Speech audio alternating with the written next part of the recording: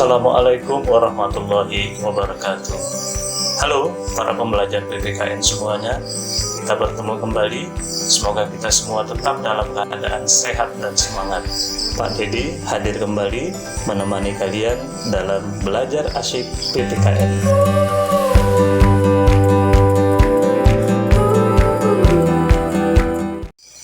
Para pembelajar, pada pertemuan sebelumnya kita sudah mengetahui bahwa Jepang membentuk BPUPKI dan BPUPKI mengadakan sidang pertama untuk membahas rancangan dasar negara. Tentu kalian ingin mengetahui bagaimana proses persidangan tersebut.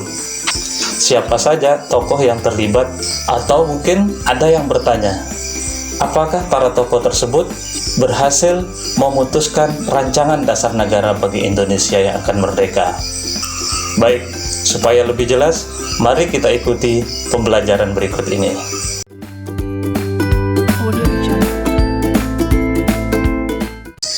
Para pembelajar, kita masih mempelajari bab pertama, perumusan dan penetapan Pancasila sebagai dasar negara, dengan materi pokok perumusan Pancasila dalam sidang BPUPKI dan Panitia 9. Para pembelajar, indikator pembelajaran kita ada 4. Yang pertama, sikap spiritual, yaitu bersyukur atas perumusan Pancasila sebagai dasar negara. Kedua, sikap sosial, yaitu berperilaku peduli sebagai wujud pelaksanaan semangat dan komitmen para pendiri negara. Ketiga, pengetahuan, yaitu mendeskripsikan perumusan Pancasila sebagai dasar negara dalam sidang BPUPKI. Dan yang keempat, keterampilan, yaitu menyusun laporan hasil telaah perumusan Pancasila dalam sidang BPUPKI. Para pembelajar, setelah kalian menyimak video pembelajaran ini, kalian diharapkan dapat yang pertama, menjelaskan berbagai usulan dasar negara oleh beberapa anggota BPUPKI. Yang kedua, menganalisis perbandingan usulan dasar negara oleh beberapa anggota BPUPKI. Yang ketiga, menjelaskan kronologi proses perumusan dasar negara oleh Panitia 9. Yang keempat, membandingkan rumusan dasar negara dalam Piagam Jakarta dengan rumusan dalam pembukaan Undang-Undang Dasar Negara Republik Indonesia tahun 1945.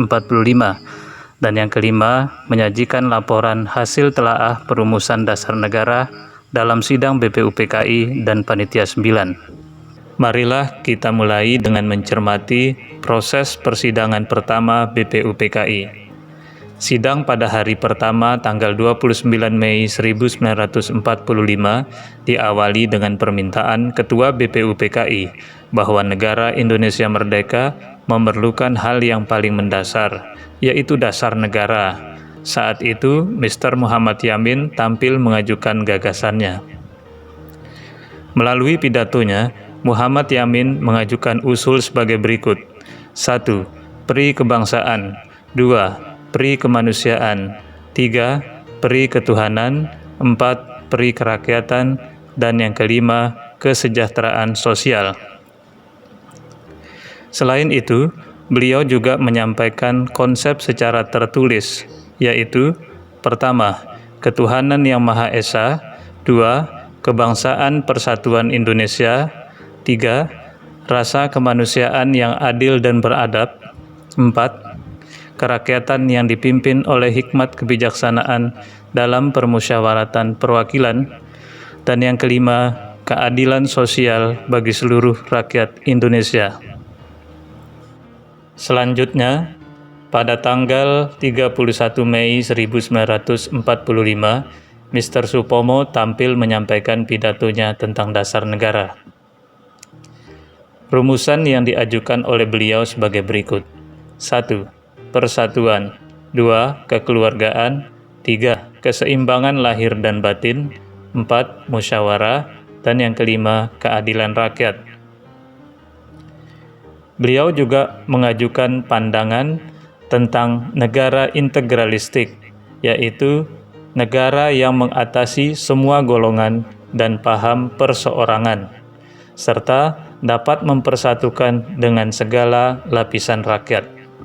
Selanjutnya pada tanggal 1 Juni 1945, Insinyur Soekarno menyampaikan pidatonya tentang dasar negara. Usulan yang disampaikan beliau beri nama Pancasila, bermakna 5 dasar atau asas. Peristiwa tersebut diperingati bangsa Indonesia sebagai hari lahirnya Pancasila. Rumusan yang diusulkan oleh Insinyur Soekarno antara lain: 1. Kebangsaan Indonesia. 2. Internasionalisme atau pri kemanusiaan. 3. Mufakat atau demokrasi. 4. Kesejahteraan sosial. Dan yang kelima, ketuhanan yang berkebudayaan. Sampai di sini, kalian tentu bisa membandingkan usulan rumusan dasar negara dari ketiga tokoh tersebut. Perbandingan tersebut bisa kita lihat dari persamaan dan perbedaannya. Coba bandingkan jawaban kalian dengan informasi berikut. Persamaan. Yang pertama, sama-sama memiliki 5 dasar dari usulan yang disampaikan. Yang kedua, mengandung nilai-nilai yang relatif sama, yaitu nilai ketuhanan, kemanusiaan, persatuan, kerakyatan, dan keadilan.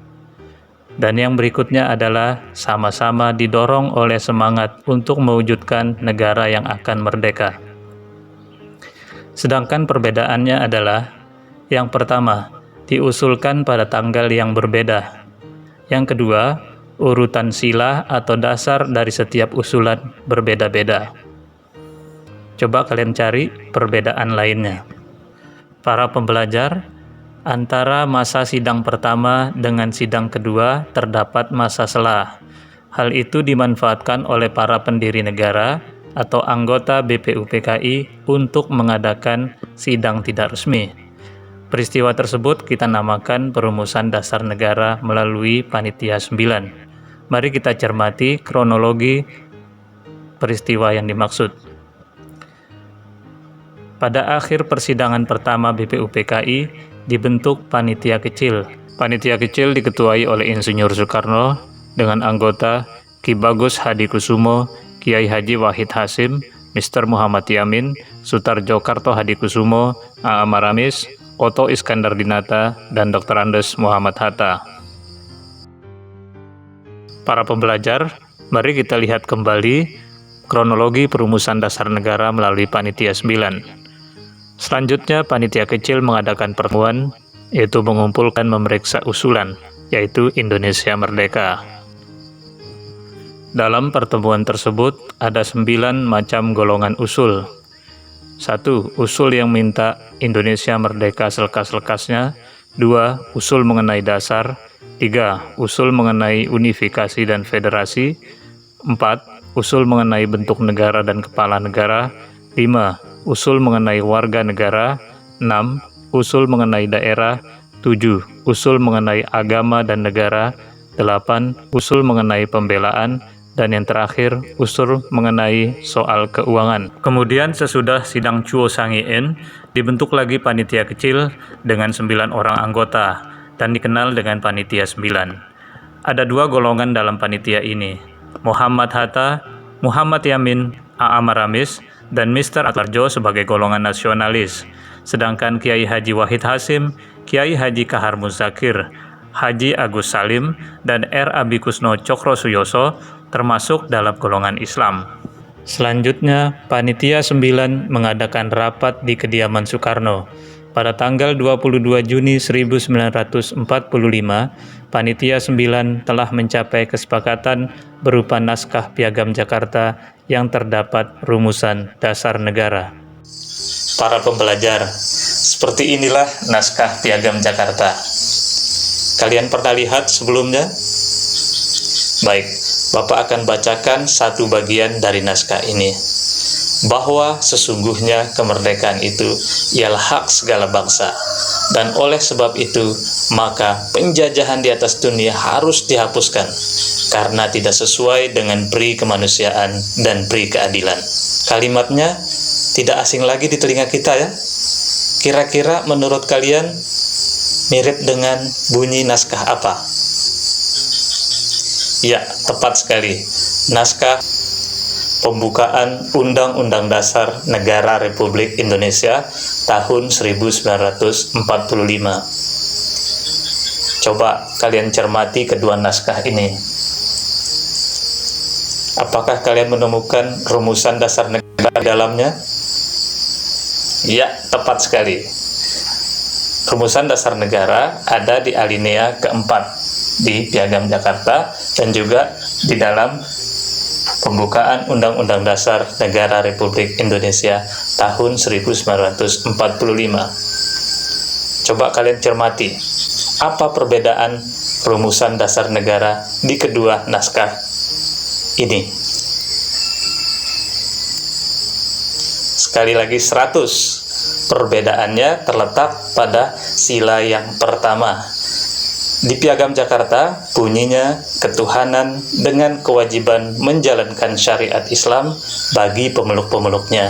Sedangkan dalam pembukaan Undang-Undang Dasar Negara Republik Indonesia tahun 1945 bunyinya adalah, iya betul, ketuhanan yang Maha Esa. Sedangkan untuk sila kedua, ketiga, keempat, dan kelima bunyinya sama.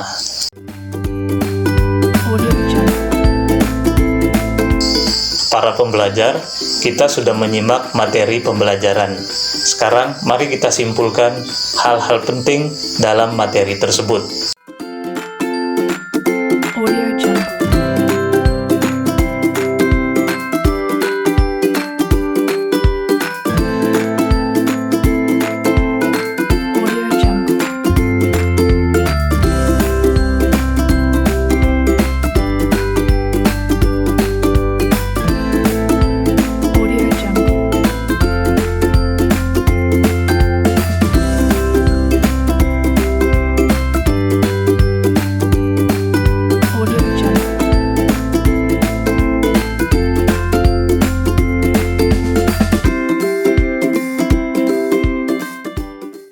Para pembelajar, kita sudah sampai pada akhir kegiatan pembelajaran. Terima kasih kepada kalian yang sudah mengikuti pembelajaran ini. Dan seperti biasa, terima kasih juga kita ucapkan kepada pihak-pihak yang telah memberikan kontribusi dalam video ini. Sampai jumpa lagi. Wassalamualaikum warahmatullahi wabarakatuh. Salam PPKN Asyik.